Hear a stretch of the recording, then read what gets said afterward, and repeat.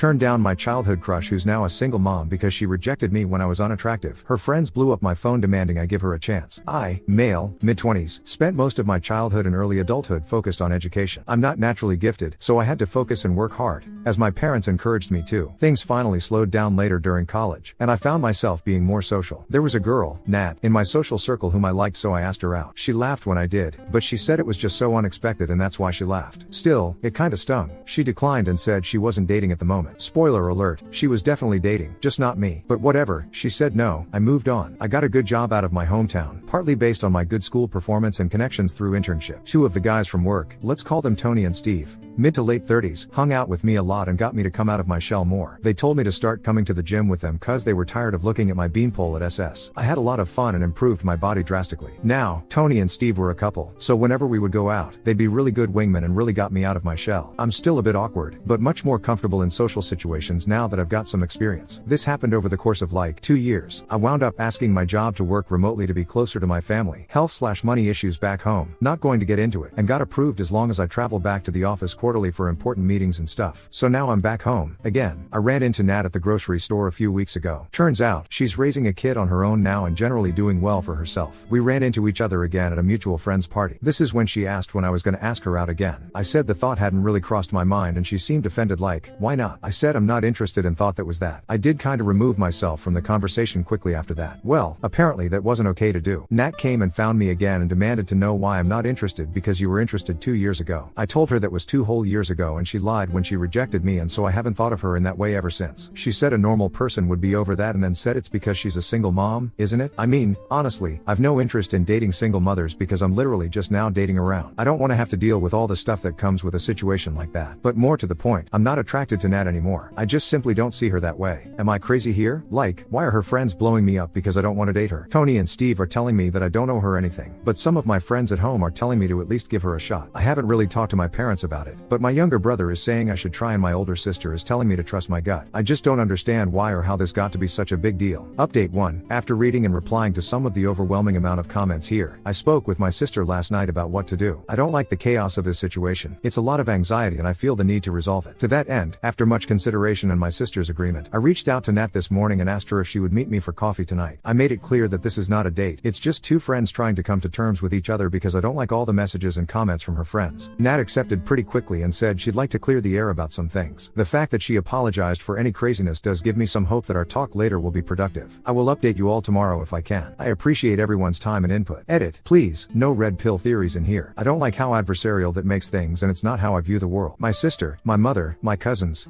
and many other people in my life are absolutely wonderful women. I don't like the disparagement, so let's please keep things civil. This is not an indictment on an entire gender. Let's stop it, please. Comments. Darth Kideus. No way. There is literally no benefit to you dating a single mom as a guy with options, let alone one who was not interested when you were less successful. To be clear, the parenthood thing makes me feel anxious and uncomfortable, but in my mind that's less of a concern than the fact that I'm just not attracted to her. I don't know that it's fair to say my successes are a factor. People always expected a lot out of me, and Nat is successful in her own right. I know that much. She's not a bad person. I'm just not interested. J Smith 2127. You saying that you are not interested is enough. It's pretty pathetic that she is now harassing you, and having other people harass you just because you don't want to date her. That would make me be more turned off towards her. Does she think arguing with you about why you won't date her and getting other people to message you over it would make you want her more, or guilt you into dating her? I don't know what she's thinking, really. I felt really awkward so I've been making myself scarce. I do feel kind of guilty. I'm not used to rejecting people. Magdovis. Given that she laughed at you last time, why should you give her a chance now?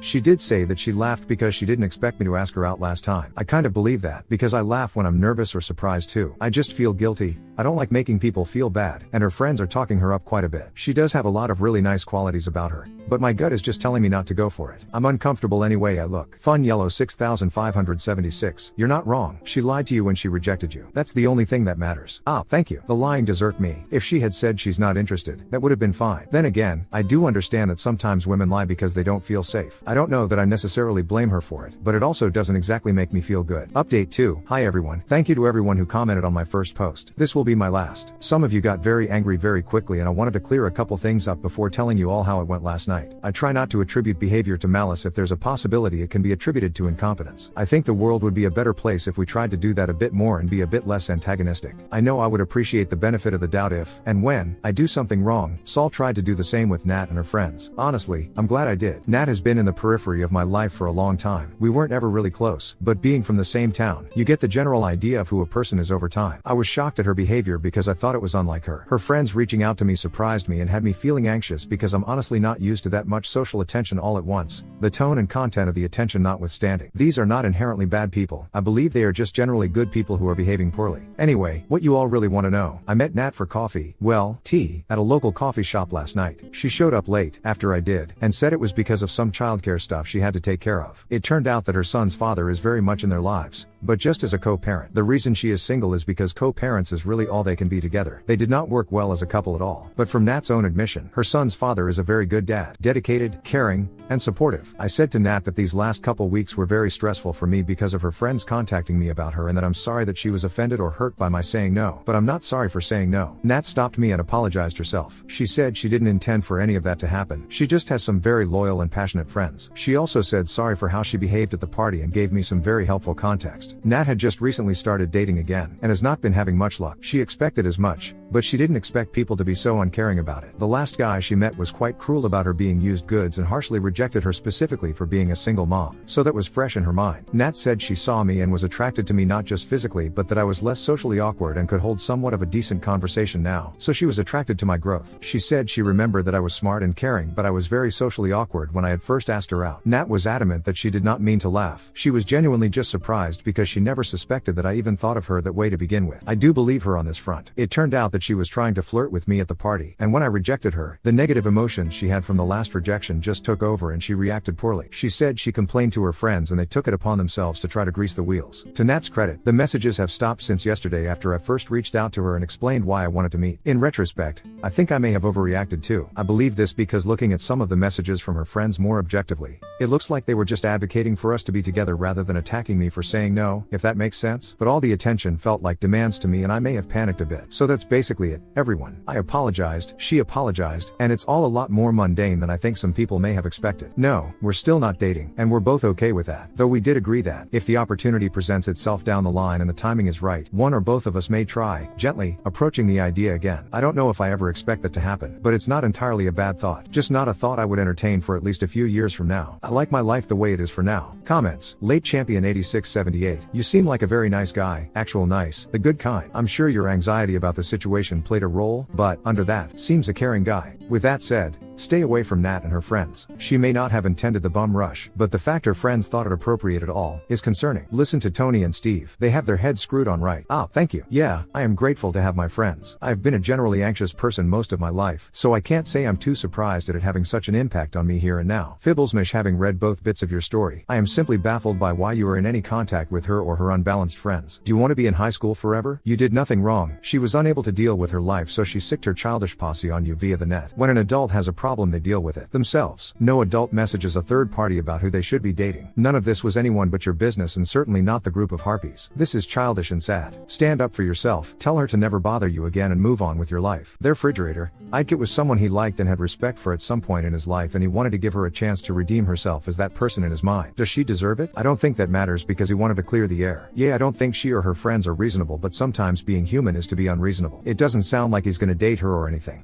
Thank you. I did want to settle the matter. If something feels unresolved, it makes me very uncomfortable. I'm very glad that Nat was more agreeable this time around and I appreciated learning the context of her life. I feel very badly for her that the last guy or two treated her so meanly. I can't fathom being that callous to another person. It doesn't make sense to me. Peter 095837. I'm surprised things didn't turn out as messy as I thought it would. I'm reading too much Baru posts lol. All in all, I'm happy for Op as he seems like a nice guy. But for the best, going distance from Nat and her friends is the best solution. Now on to the next story. Story 2. Busted my wife's secret Paris affair through our airline miles. Cancelled her return flight. Divorced her and got her French lover's band broken up. My 33 male, wife 30 female, and I have been together for 6 years. When I met her, I knew right away that I wanted to be with her forever. She was everything I ever thought I wanted in a woman and more. It actually took a little bit of convincing to get her to go out with me to begin with. She was new at the office we worked in and she didn't want to get in trouble by dating another employee. But I could tell that she liked me by how she looked at me. We eventually had our first date and it was incredible. It sparked the beginning of a whirlwind romance and we got married about a year and a half after meeting. One of my favorite things about her was her desire to always be learning. Whether it was a new skill or a language, she was always trying to expand her horizons. She was a very worldly person. She loved to travel and she loved learning things about different cultures. I wasn't any of that, but I aspired to be, so I admired her for it. We did some traveling together when we first got married. We visited Singapore and Thailand together, which was incredible. When the pandemic happened, obviously we weren't able to travel at all. Not being able to travel and explore the world really took a toll on my wife. It truly was her greatest passion, and having her confined within a house for months was a nightmare for her. One of the things that she did to escape from that was to join this online club that would meet once or twice a month. People would just chat over a Zoom call about places they visited and their cultures. One of her favorite aspects of it was a recipe sharing section where everybody shared different foods from their respective cultures. She loved her group. She actually became pretty good friends with a lot of the members. They would chat with each other away from the group meetings and play games online or watch movies together through Discord. I was happy that she was able to find a way to survive those early days of the pandemic. When everything was clear, vaccines were coming out, and it was finally safe to travel, she jumped the first opportunity she had. Unfortunately, I was back working in the office, so my schedule wasn't permitting anything like that. She was actually laid off at the beginning of the pandemic and I was supporting us both. So if she wanted to travel, she would have been able to. We had a long conversation about it because she felt bad going without me, but she told me how trapped she felt after everything that happened. I wasn't happy with her going without me. I felt left out, but I knew that she needed that freedom, so I agreed to let her go. She left for a week and came back happier than I'd seen her in a long time. She had gone to Germany to visit one of the friends she made in her online group. She showed me a ton of pictures of them together, the things she'd seen, and the food she had eaten. I thought it was enough to satiate her desire to travel until we could do it together. But I was wrong. It only seemed to open a window for her to want to do more. I still couldn't take off and ignore my responsibilities to go with her. I explained how her traveling alone made me feel, and she agreed that she would wait until I could take some time off before she went anywhere else. A couple of months after we had that conversation, she told me that one of her friends from the online group she was in had been begging her to come for her wedding. At first, I thought that I would have had enough time to request off of work and go with her. When she told me the dates, I was disappointed because I knew I wasn't able to go. I had a big work conference that was mandatory that I attended. I reminded her of that and she told me she had forgotten all about it. I didn't realize this at the time, but she was lying about that then. I didn't have any reason to suspect that something was going on, so she seemed genuine when she told me that she forgot and wouldn't go if I couldn't go with her. She knew that I would tell her to just go without me. The weeks leading up to her departure were a little strange. I could tell that there was something wrong with her, but I didn't know what at the time. She was acting very nervous around me. She couldn't meet me in the eyes a lot of the time, and it always seemed like there was something on the tip of her tongue that she wanted to say. We both left on the same day for our flights. I was so busy that I didn't even think to check in on her when her flight should have landed. When I got back to my hotel room at the end of the day, I checked my messages to see if she sent me anything, but she didn't. Before I started to worry, I logged into the airline's website to check her arrival time. Because I traveled for work a lot and she liked to travel in general, we had a joint account so we could accrue miles. I saw that there was a new flight logged in our history. She landed where she told me she was originally going to, but there was a departure to Paris, France an hour after the other flight arrived. She never mentioned anything about going to Paris while she was there. I screenshotted the information and I texted it to her to make sure that it was her that bought it. It wasn't impossible that somebody could have hacked our account and bought their own plane ticket. She didn't respond to me right away, but I got a message about 15 minutes after the Paris flight was scheduled to arrive. That pretty much confirmed to me that she was in Paris. I just didn't understand what she would be doing there. She called me from the airport and told me that she had a little extra time and she wanted to visit the city before the wedding. I was honestly a little too tired to argue with her, so I accepted it and figured we would talk about that later on. It was a little bit frustrating for me because airline tickets aren't cheap, especially not when somebody is buying business class and first class tickets everywhere they go. As I said, she lost her job at the beginning of the pandemic. I had an incredible job and supporting both of us wasn't an issue at all. But when she was making purchases like that, it would be nice to be aware of them. I went to sleep and didn't even think about it until I woke up in the morning. When I looked at my phone, I saw that I had a text message from an unknown number. It wasn't immediately alarming because I have a lot of spam text messages that come through on a daily basis. When I opened it to see what it was, I saw a picture of my wife standing in front of a mirror naked with a man standing behind her taking a picture. There was no context given to the photo at all. Immediately I replied and I asked who the person was and they read the message. They just didn't reply. The conference I was attending was hugely important for my work, so I tried as best as I could to push what I saw to the back of my mind just to get through the day. I didn't look at my phone because I couldn't stomach the idea of my wife texting me that she loved me after what I saw. When I was finally finished with the day, I noticed that the number that texted me tried to call me twice. I got back to my hotel room and I called back. Surprisingly, a man answered the phone. I asked him who he was and why he sent me the picture that he did. He told me that he just wanted me to know that I was barking up the wrong tree by talking to my wife. I was very confused about what he was saying. I was married to the woman, If anybody was barking up the wrong tree, it was him. While we were on the phone, I noticed that he had a thick French accent. It was clear that she booked the ticket to France to be with that guy in the picture. Out of curiosity, I checked the airline website again to see if she had booked another ticket back to the city she was originally supposed to be in, but she didn't. The only ticket that was remaining was her return flight home. Without thinking much about what I was doing, I removed my payment information from the website and I canceled her flight. I didn't know exactly what was going on there, but I knew she cheated on me. The details about what she told that guy weren't really any of my concern. She lied to me about why she needed to go abroad so she could sneak off with the other man. I doubted there was even a wedding she was supposed to attend. I finished up the conference and went home right away. If she was going to cheat on me, I was going to take everything from her. She could be stranded in Paris for the rest of her life and I wouldn't care. When the time came for her to come home, she called and texted me and asked me about why I canceled her flight. She had no idea her little boyfriend told me about what was happening. I ended up answering the phone and explaining to her that I knew everything and she wasn't going to be returning to the States on my dime. She would have to figure out her own way home. She tried to explain the picture by saying that I misunderstood because that was an old photo of an ex. I knew for a fact it wasn't. She was lying to me yet again. I told her that she had one chance to tell me the truth and that was it. She caved in and told me what was really happening. Of course, the man she met in Paris was one of the people from her online group. They had both gotten to talking and he seduced her. He was in a band and he was artsy.